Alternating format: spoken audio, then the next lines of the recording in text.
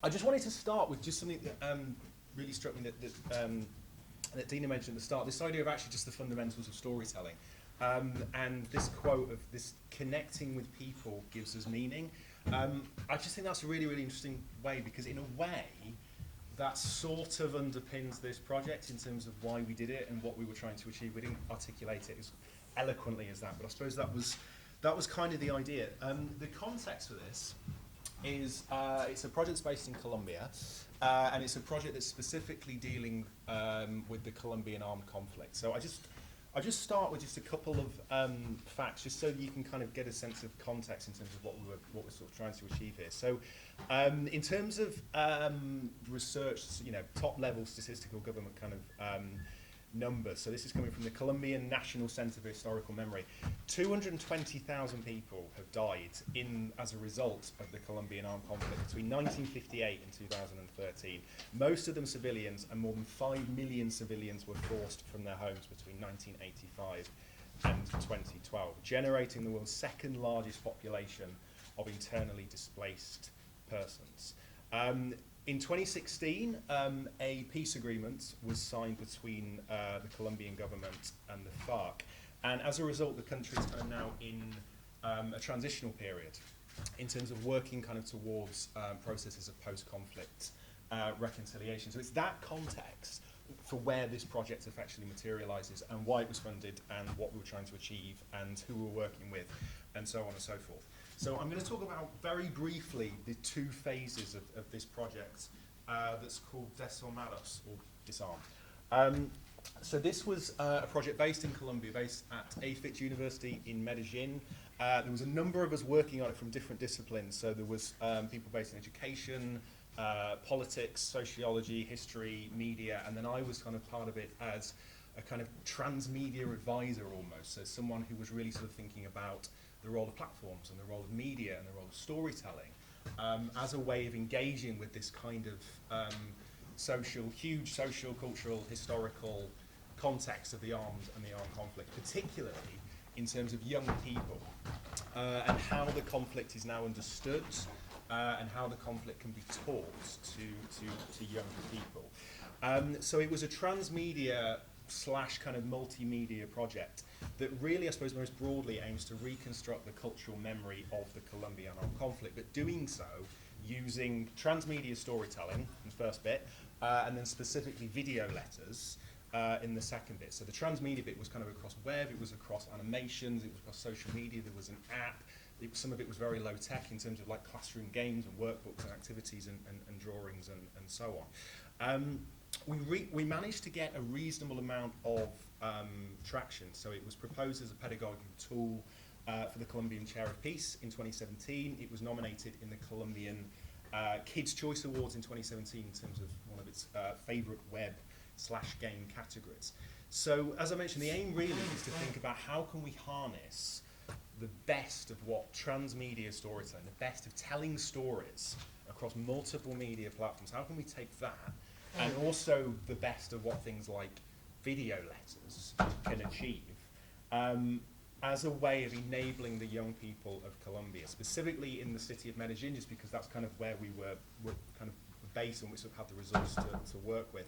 How can we allow these kinds of, the younger generations to meet the different voices of the armed conflict? Its victims, soldiers, ex-parliamentaries, guerrilla fighters, so on and so forth, in a way that it allows all kinds of different people to tell their own stories, to tell their own experiences of what the conflict is, what it means to them, how it's impacted them, how it's shaped their lives, possibly for the worse, possibly for the better, and now culturally how it's understood and what it means. And how can we do that in a kind of more democratic way that sort of moves across different platforms and invites different voices into the discussion? And then secondly, how can we utilise those platforms as a way to educate around what the conflict is in a way that would engage a younger audience? If you think about, even if you know nothing about the Colombian armed conflict, about any conflict whatsoever, it's hugely vast, it's hugely problematic, it's hugely complicated, there's huge different stakeholders, different groups. How do you take that, distill it down in a way that engages a younger audience through different kinds of media that brings in all of these different voices? So the project was funded, it was sort of pieced together by kind of a number of different sources. Some more grassroots, some a little bit higher up, some universities, some not. So it was partly through EFIT University, through myself, the Bath Spa University. There was also a Colombian government involvement, so the Colombian Ministry of Culture also partly funded this as well. And then a number of local secondary schools in Colombia were also heavily involved. So the context here, I suppose, theoretically, is the way that this idea of transmedia storytelling is starting to be embraced in a number of Colombian universities as not necessarily how it's understood in a Western context, so franchises, Star Wars, entertainment, profit streams, branding, all of these kinds of things, but actually as a way that can help people most broadly, okay? And the logic here is that what transmedia can do is you can broaden the perspectives, right? You've got a range of different media at your disposal. Each one does something slightly differently. Each one might engage a different audience in a slightly different way. And therefore what you can do is you can offer this kind of multi-perspectival perspective on anything, right? Whether that's Star Wars or whether that's the Colombian government or the Colombian armed conflict, whatever it might be. So it's about thinking actually, how can we invite more voices, more perspectives, and then through the transmedianess of it, which is of course all about interconnectivity and platform moving to platform and so on and so forth, how might that work to bring people together as well as inviting different voices and different perspectives?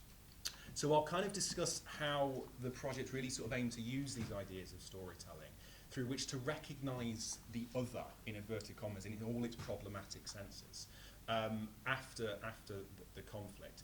Also how it can help the transitional justice process in Colombia and promote a kind of more open dialogue, whilst in a very small way helping with things like reconciliation, helping with things to do with memory of the conflict, and helping with things to do with solidarity in Colombia.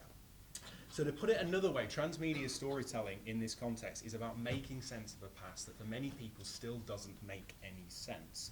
It's about narrativizing kind of what's largely unnarrativizable from one point of view, from one perspective, and making use of multiple perspectives through multiple forms of media. So there's a lot of research on with young people in Colombia that talks about how what we kind of see the armed conflict to be usually comes from TV, right, or the press. And quite often what happens there is you get a single perspective. Even if that's not necessarily the objective, just the nature of the medium, the nature of how the industry works, you quite often get a single kind of point of view, or sort of, this is what the conflict is, this was who was involved, this is what's happened, this is the impact of it.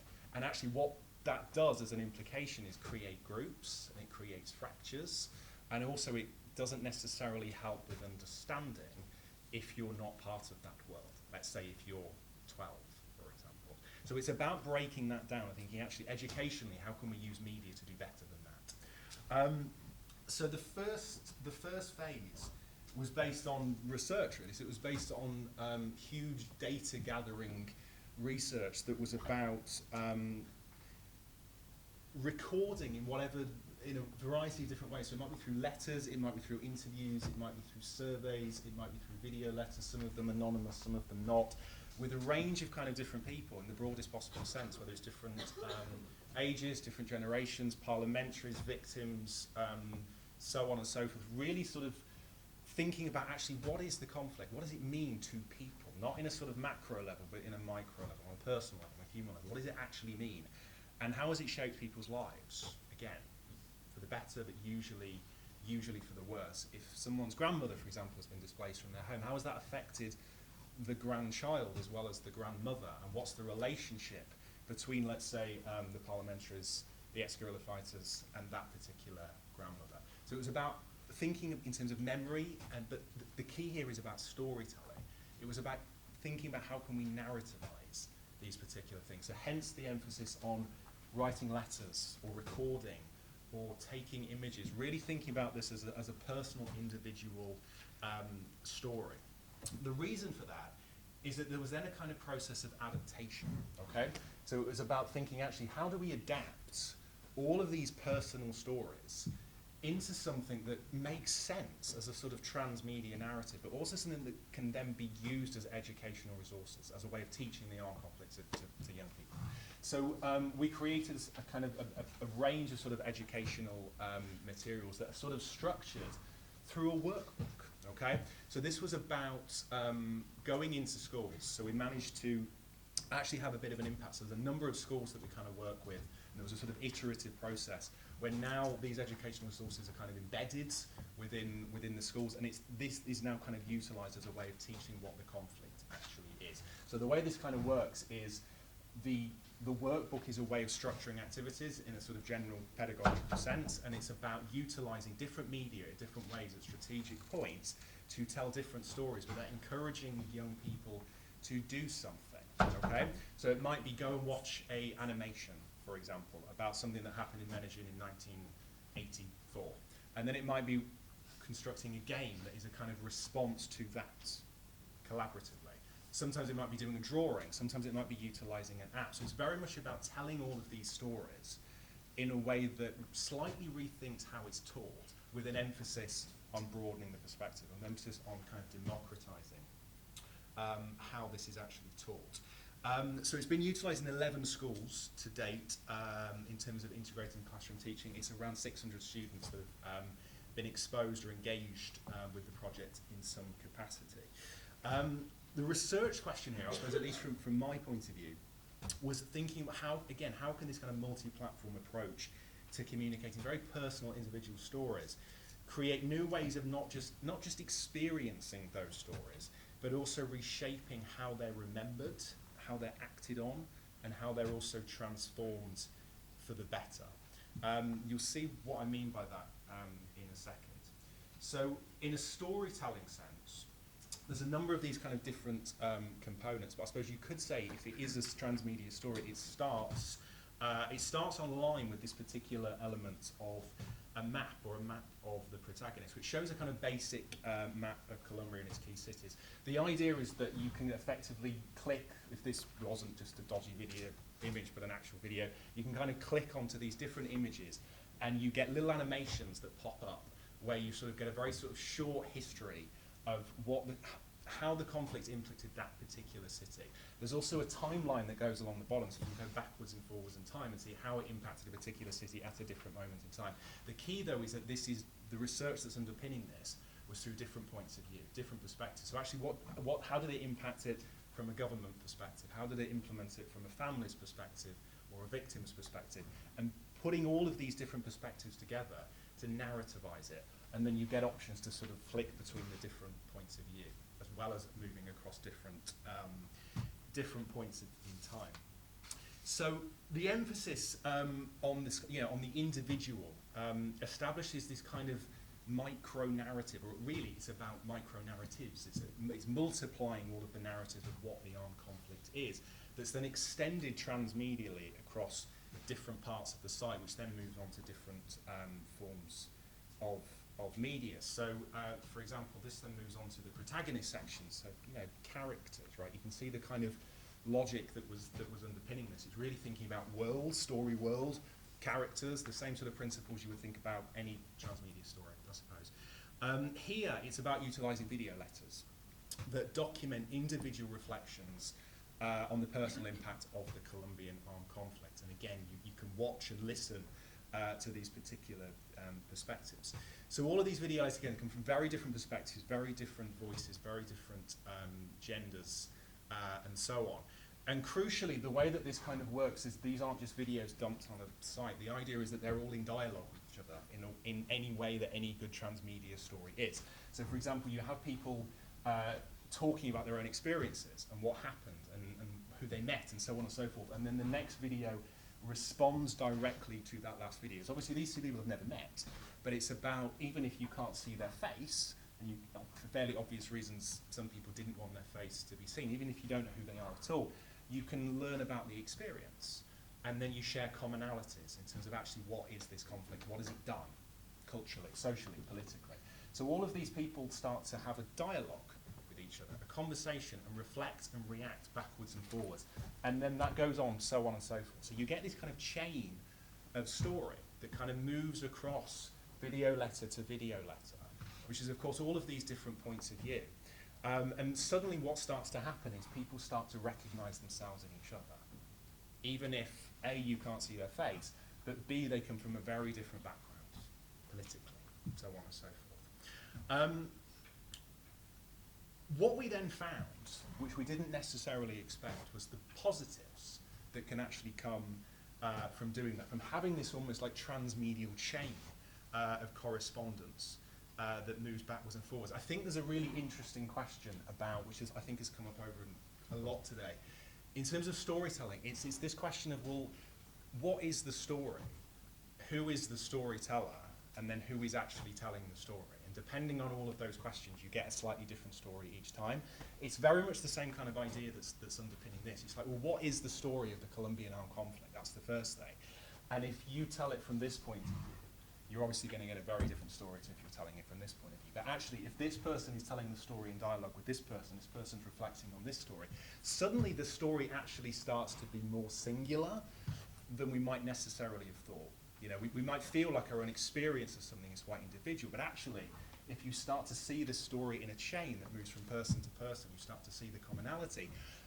What I'm building to here is what we kind of found was this idea of reconciliation started to emerge. People talking about the positives, and people talking hopefully and optimistically about the future, even if they're talking about something that's incredibly dark, it's incredibly, you know, something that's had this terrible impact on their life, actually through this kind of reflective process of seeing actually how this has affected someone else and how that's very similar to me, suddenly these ideas of reconciliation started to be talked about. So suddenly the discussion, as the letters went on and on and on, they kind of got dark to light, to put it as, you know, bluntly and as simply as possible. The more they went on, suddenly the conversation stopped being, let's think about the past. The conversation became, let's think about the future. Let's think about making sure this conflict resolves. Let's make sure it never happens again. So there's this really interesting shift, which I'm not sure would have happened if it wasn't people reflecting on the last person and reflecting on the last person. So there's a really interesting thing that started to emerge from that. The second phase was, it was less of a transmedia thing in the sense of we didn't make use of multiple media. So that first phase, there was an app, there was bits of social media that were kind of worked in the school, there was bits of workbooks, there was animations and web and all this sort of stuff. But for the second phase, which we completed last year, it was titled The War of the Nameless People. This relied much more just purely on video letters, because I think what came out of that first phase was that actually it was that video letter stuff and that transmedia relationship between people that seemed to have the most impact. And it was also the thing that we didn't necessarily expect was going to happen. But we thought there was something really quite powerful about what these video letters can do, whether that's transmedia or multimedia or whatever you kind of necessarily want to call it. I think the other thing that we kind of reflected on afterwards was that the first phase, even though it's totally served its purpose in terms of it being an educational project that goes into school and it's a way of thinking about how you teach this stuff, because of that was the aim, inevitably what happened was we started coordinating it.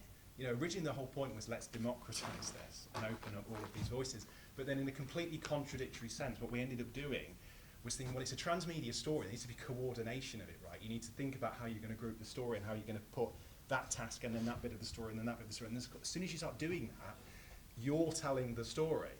You know, you suddenly become the author, which kind of goes against the whole point of the project in the first place.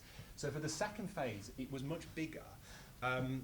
The audience slightly shifted, and the way that we did it slightly shifted. So for the first phase was then very much at school children. It was very much a sort of pedagogical practice.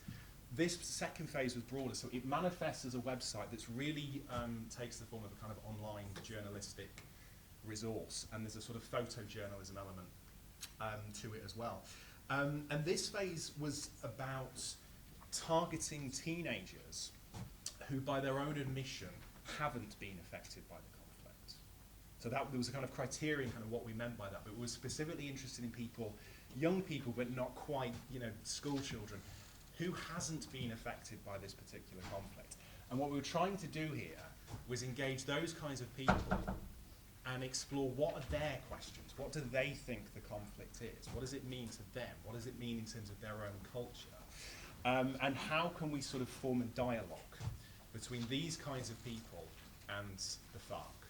So obviously what's happening here is you're getting these groups in society, even though it's now in a sort of post-conflict resolution stage, there's absolutely these groups between kind of government, their FARC, young people, families, people who would say they're affected, people who aren't. So we're trying to bridge things a little bit and think about what can video letters do? How can we push this a little bit further in terms of utilising video letters?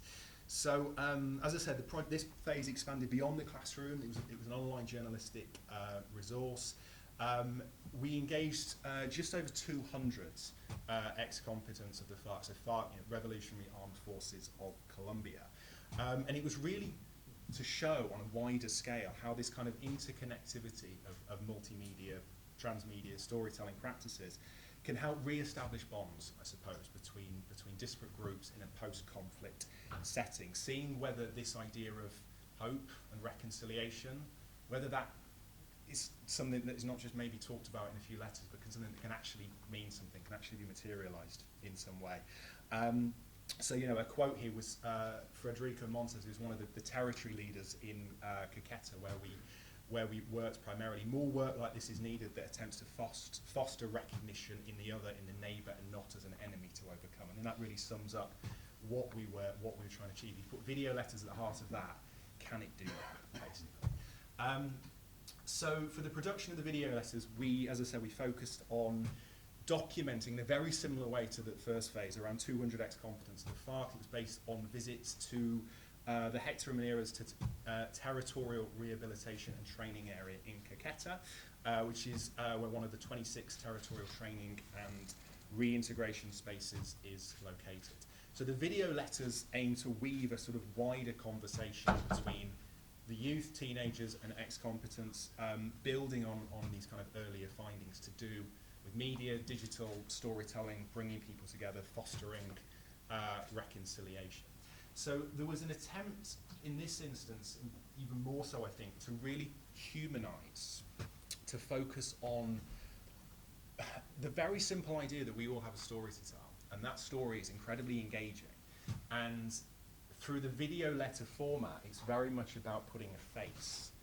And I mean in a face, not just in a literal sense, but a face in the sense of we have a story, we have a background, we have hobbies, we have interests, we have passions, we have likes, we have dislikes, and really putting that human aspect front and center rather than the politics front and center, which was the idea behind the video letters.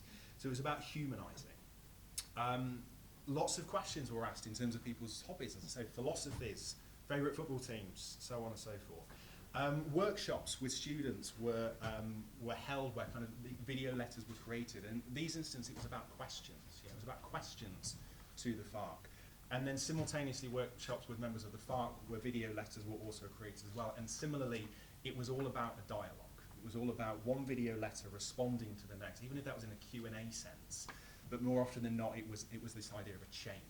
One person reflecting on what someone else has said, and then telling their own story, and then so on and so forth. So really the point of the video letter as a sort of communication channel was to create this sort of cross-media conversation that offered a much more democratic, much more humanized retelling of an individual's role in the conflict or an individual's response to the conflict, its impact. So potentially, we hope, breaking down these ideas of the other. And I think that idea is quite interesting in terms of, I think one of the themes for this symposium was like the shift from the hero's journey to the collective journey, and whether we're now in this era of collective journey, which is about multiple stories coming together. I think there's absolutely the idea here is this is not a hero's journey. There is no hero here whatsoever. This is a collective journey, different people's points of view, different people's perspectives, different stories, and through the sharing of those particular stories in a coordinated fashion, leading, we hope, potentially to ideas of reconciliation. So, where am I? This just kind of gives you a sense of some of the stuff that we did. So I mentioned that there was a sort of photojournalist aspect to it as well. So it exists as a sort of online resource. And we have a number of stuff, like we have merchandise, to be honest. So we have like rucksacks, for example, that are kind of branded with this sort of Desos Mados logo. And it's really about just, this symbol, right? It's this marker of standing for something and, embracing this sort of democratized collective journey of telling a story in a way that totally, we hope, breaks down ideas of otherness and breaks down ideas of groups and enables understanding on a broader scale. And all of this was sort of documented and put online, and then some of it, fortunately, kind of also broached into sort of Colombian news and started to have a little bit more of an impact.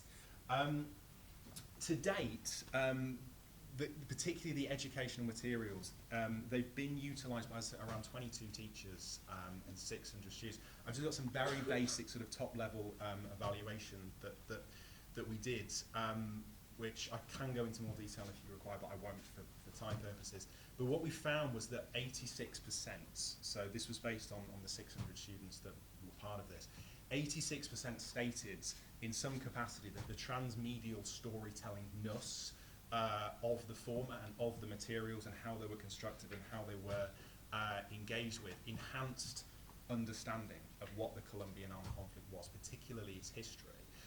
72% indicated that the video letter format from the second phase of the project created indeed a more democratic learning environment that inspired acceptance for others.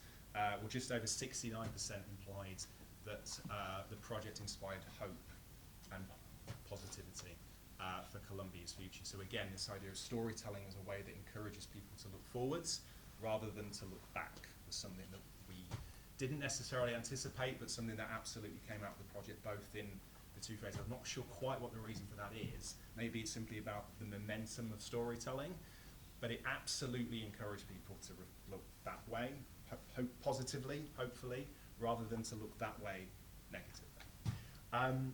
So I think what this kind of project or what this kind of work demonstrates is, I think, really the continued significance of story, particularly in a culture that is arguably more fractured than it ever was, right? Particularly in a political sense. So with transmedia or multimedia storytelling encouraging more active, more engaging ways of communicating issues of social justice and adopting these kind of more multi-perspectival components across different media in a way that encourages a greater sense of democracy, access from different groups, from different parties, with different platforms working to engage with all of the complex, the nuances, the specificities of a particular social movement, including its politics, its cultures, its memories. The idea here is that all of those things are incredibly fractured, and what we can do in a transmedia environment is make use of the fractured nature of the media landscape, but do it in a slightly more coordinated way to try and make sense of something that doesn't make sense. I'll leave it there. Thanks very much.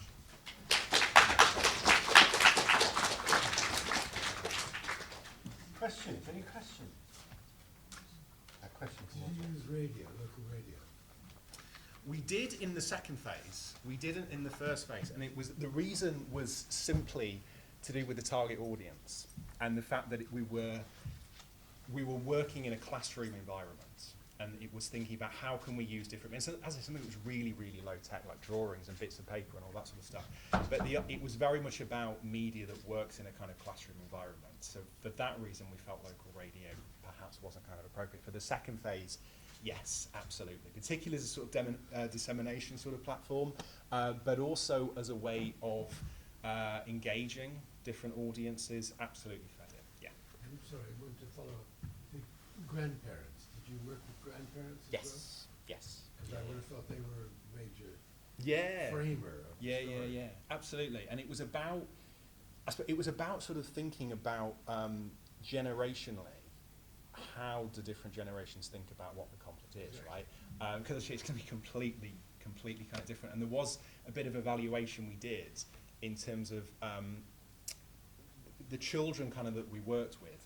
What impact did having engaged with this sort of a project in the classroom, what impact did it have in terms of then how they spoke about it to their family and to their grandparents? And there was some really interesting stuff that came out of that, really. That was, obviously, I wouldn't go as far as to say it was about grandparents changing their perceptions at all, but there was very much the sense that the family dynamic had slightly changed because the younger generation were doing this, And there was a whole bunch of stuff that, I mean, I didn't talk about, but stuff that happened like outside of the classroom. So there was this sort of social media strand where students outside of the classroom started carrying on the activity and started, so they went to, particular streets where they've seen, okay, so this happened here. And then they were doing graffiti and they were kind of commemorating particular things that sort of happened and then documenting that just with their phones on social media. And then that sort of broadened it beyond the classroom, which was then shown to their families and so on and so forth. And it, as I say, there was a sense, at least with some of the families, it slightly changed how they spoke about it and how they kind of remembered it and reflected about it and so on. Well, sorry, the last point was that in Germany, of course, you had this, what did you do with a war daddy? And a lot of the Germans never spoke about their experience at all. Exactly. And people, also in this country, Yeah. people would say they never, their parents or their grandparents would never talk about it. Yeah. And I just wondered whether this managed to open that up. It did, and that was part of the thinking. Actually, it was how do you open? When I say open dialogue, I meant also between families, right, and between friends. How do you kind of do that? And it did in a number of instances. It absolutely did. In a number of instances, it also kind of caused conflicts because you can imagine, in terms of the different perspectives and different points of view within a family. So I'm not going to say that didn't happen as well, but for the most part, it was much more this emphasis on actually. As I said, looking forwards and through this process of reflection, and then obviously everybody knows that this isn't just them, but when you see there's that other person, and then that other person, and then that other person, and the relationships between you all, it does, for whatever reason, seem to encourage this let's look forwards. Great. I have a question here. How much notice would the government have taken in forming their policy then if they were involved in the... That's the next phase. So, as I said, we got some funding from Colombian Ministry of Cultures, which is part of the Colombian government. But to be honest, I think the reason why it's worked well thus far is because it's been very grassrootsy. So we did manage to get that sort of bit of buy-in. And the reason we kind of did that is because the project sort of totally feeds what the Colombian government is now trying to do in terms of its peace agreement. So it absolutely sort of feeds into that. But if I'm being honest, they didn't have that much involvement beyond that initial sort of funding phase. It's been very grassroots in terms of researchers and teachers and schools and academics and universities and so on and so forth. The next phase is to go beyond that. So we're kind of working with a number of government agencies and putting another bid together. And it's very much about actually, can we do a bigger version of this? So it's gone from classroom to a particular region. Can we go bigger again? That would absolutely feed into the Colombian agreement. I'm not quite sure how, but the fact we've got people part of the project and aware of it already should help. But that's very much the next stage: is can we make it more than grassroots, basically? Question, right? I'm going to have trouble framing this. Having listened to, so to say, tape recordings of a transcript, and what is in a transcript gives a very different impression than what actually took place. Yeah. How much because what is written about the conflict is a sort of transcript of particular people who are in the right place to write about it. How much has it, that sort of listening to people speak, so you see the emotions, the body language, the tone of voice, which is, how does that change the view of the same thing written about it, if I've got the right I think word. so.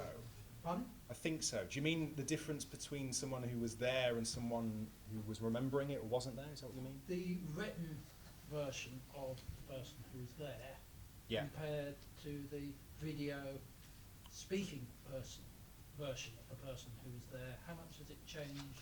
I know, it's all that kind of historiographical stuff, isn't it? It's what I meant, slightly what I meant when I was saying that stuff about whose story you're telling, you know? If I'm being honest, that wasn't necessarily the kind of key driving principle, because in many ways it's that historical assumption, isn't it, that if someone is necessarily there, that's somehow accurate. You know, it's obviously that's huge. That's moving away from that a little bit. That wasn't really the aim of the project. And I didn't spell it out that clearly. The aim of the project was much about memory, so about the cultural memory of the Colombian armed conflict. So not necessarily facts and statistics and who was actually there and what actually happened, those sorts of things. It's much more about actually what do people remember of it, and what's the lasting memory of it, and if you're 12, what's your memory of it, and if you're 68, what's your lasting memory of it, and how do all of those memories intermingle to form a cultural consensus of what the Colombian armed conflict is. That was much more the focus. It was much more about memory, hence why it was about getting people to write stuff down and getting people to reflect and think, actually, this happened, and then coming back to them later and think, actually, this sort of thing happened, and then reflecting on that particular process, and then through the video letters asking people to reflect on the past memories and so on and so forth. It was much more about memory rather than statistical facts. And you could totally argue, well, does that discredit it? Does that make it less useful, less valuable? Quite possibly. But I think in this case, it was much more about, given the peace agreement had been signed in 2016, the armed conflict is there, but it's like, what is it?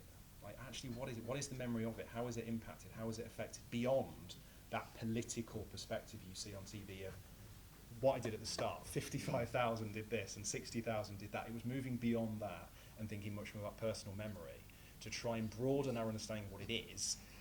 But the rationale was that through memory, it means you can actually teach it. Rather than going 55,000 people did this and 60,000 people did this and this sort of thing, it suddenly becomes something that's teachable because it's human and it's based on memory and it's based on reflection, and you can engage and you can empathize and you can sympathize, and through those kinds of processes, the question was, would that enable understanding? Does that make sense? Was that kind of answer? One last question then. Colombian government's got form in using story to basically disarm or de-escalate the conflict in Operation Crystals. Did this draw any of that into it from 10 years earlier? We were aware of it, absolutely.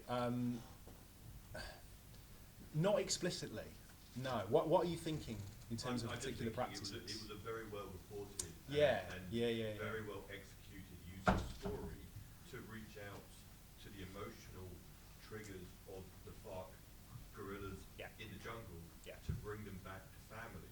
And you were talking about governmental support. That precedent should make that government more open to amplifying your great work. Yeah. Quite possibly. As I say, it was in the bid. It was very much something that we're kind of aware of. We didn't, as I say, in terms of particular practices, beyond it being about storytelling, as you said.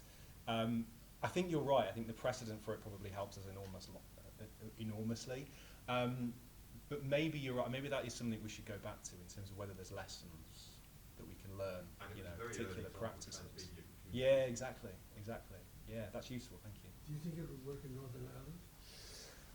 This comes up a lot. It's almost like, can you franchise this thing, isn't it? I don't have an answer because I haven't thought about it or done it. I'm kind of generally of the opinion that the reason this works is because we thought an awful lot about the specific cultural, political context of Colombia, and then framed and devised the entire project around that. So I suppose what I'm getting at is a macro level, possibly there is a way of adapting again, but on a micro level, I assume you would have to change the storytelling, you would have to change the practices, you would have to change platforms, you'd have to change strategy. I don't know. I think simply because, well, it's like anything. If you're telling a story, you think about who the audience is, right? And you have to cater the story to an audience. So based on that logic, I would assume that there is no one-size-fits-all approach to this. But I don't know. It'd be really interesting, wouldn't it? Okay, I'm going to have to draw this to a close. Thank you, Matthew. It's fascinating.